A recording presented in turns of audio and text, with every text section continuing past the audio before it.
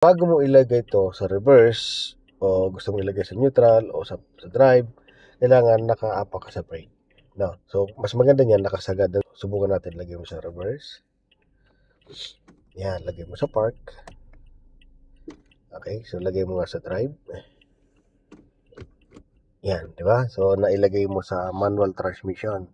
So, wala nga problema dyan. Wala na magiging problema. Yun nga lang, pag na-reach mo yung takbo, ito kasi yung speedometer natin. Pag na-reach mo yung 20 km per hour, o itong lumagpas ng 20 km per hour, yung makina mo, manghihingi ng kambiyan. So, iingay ng iingay. So, ngayon, dahil sa baguhan ka, so, magtataka ka, ba't ang ingay ng makina ko? Pag naingay siya, pag lumagpas ng 20, kasi nasa manual transmission.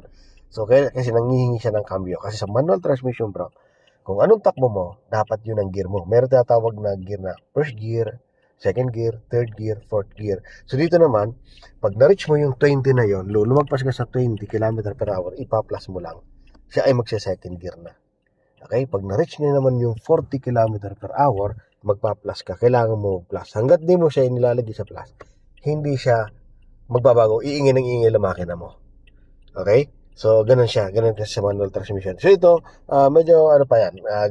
Gagamitin mo lang yan sa mga medyo patataas. Paahon. Ano? So, wala pa naman tayo doon sa subject ngayon. So, dito muna tayo. So, dapat, pag nilagay mo to, yung giro to, nandito lang sa D, sa drive, para kahit tumakbo ka man yan, huminto ka man yan, o biglang takbo lang, hindi ka na mag-aalala, hindi na mag-iingay yung makina mo. No?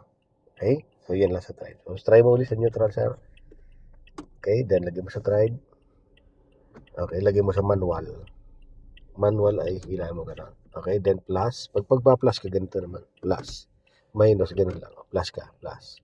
Di, ganito. Parang gano'n. Ganyan. Then minus, gano'n. No, gaganon mo lang siya. Na? Manual, matic naman, ganun mo. Manual.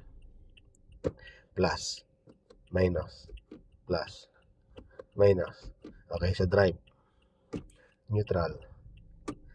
Reverse. Park. Ganun lang, ano? Okay? So, lagay mo ulit sa drive. Very good. So, hindi na siya pumunta sa manual transmission. So, sa manual transmission, pagpaahon lang gagamitin yan. Or mga overtaking. You know? So, hindi mo na kailangan doon umapak ng brake. So, direkta na kagad yun na plus or ganun siya. Direkta na kagad yan.